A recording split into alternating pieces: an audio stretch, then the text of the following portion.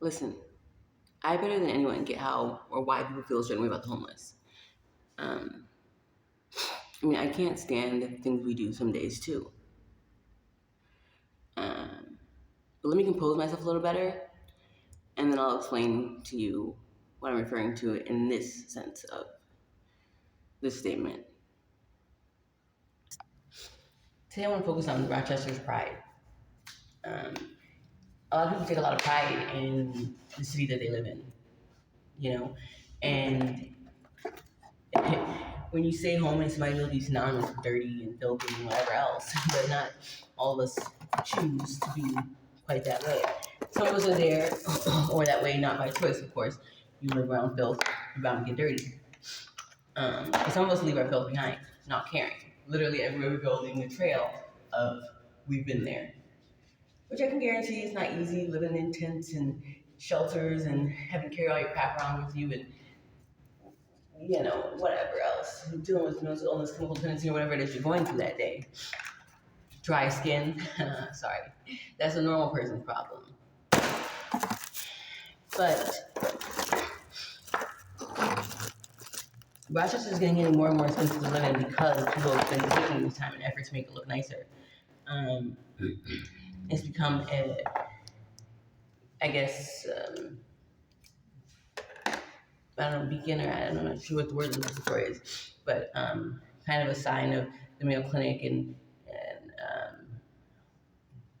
I don't know, just it's something more than what it could have been or was before. They went through extremes to redo downtown to make it look nicer and add a bunch of stuff that we did not need to gussy it up so people would have more curb appeal, I think is the expression, which was nice. And then, of course, property value or cost of living went up. I'm not really sure which one it is. I think it's cost of living when apartments get more expensive and shit like that. Um, but the Skyway and the subway are one of the main ways to get around in Rochester. And the homeless have a way of leaving them dirty and filthy. And it's not right. It's like leaving a footprint wherever you go, except the footprint is junk. And I want to break away from that. I'm steadily trying to find a way that I can help fix the problems that we're making. And I say we because I consider myself to be a part of the problem, although I'm not the problem itself. I clean up after myself everywhere I go and after other people. But maybe if the community saw us cleaning up after our own, then they take a little bit more kindly to us being at places, being at certain places and not having such a, negative outlook on it. So I'm not really sure how I'm going to go about this, but when it comes to the parks in Rochester, I want them to be safe enough where people can bring their kids and not have to worry about what their kid may or may not see or pick up or touch. And the same goes with the skyways, the walkways, and the stairwells of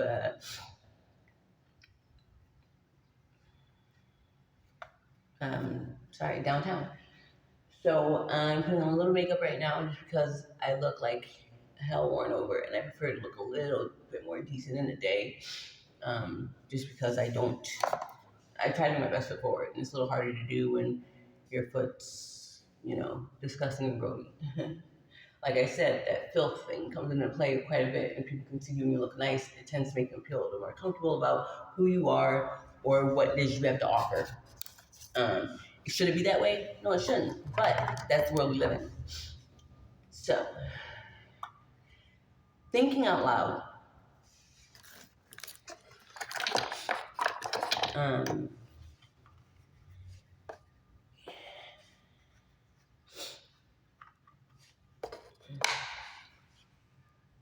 Putting aside our pride for a better tomorrow. Taking the blame for something that's not necessarily just us. And because sometimes it's not just the homeless people who are making a mess of things, it's other people who have homes that just can't do what they want to do in those homes. So they have to come to places like this to do it. And it just gives us a bad name because, of course, we live more or less, or spend most of our time in places like this. So we get to fit the bill for whatever goes wrong here, or whatever else. So today I'm just spending a little time thinking about, but also getting some people together that are willing to go to the skyways and the parking ramps and the subways and make sure that we're cleaning up behind people who are leaving these god awful messes of who knows what. Um, and then also, I want to record some of the things that we find and some of the interactions that we have throughout this process, just to see if we get a good response, or if it's much like most of the other responses we get, as in too little, too late, and okay, you want um, kudos for something you should do, because let's face it, it's not my job to clean up after anybody except myself. So it's not that way, but we'll see if that's the kind of response we get. Um, I don't know. I'm gonna take you through the stairwell real quick. Now that I'm like somewhat decent looking, I'm gonna show you what mess is in here. And I've already cleaned up part of the mess on the floor right above me, because, frankly, well, I know some of the people who made it that mess. But it wasn't my mess to clean. But like I said, you do what it takes as a community.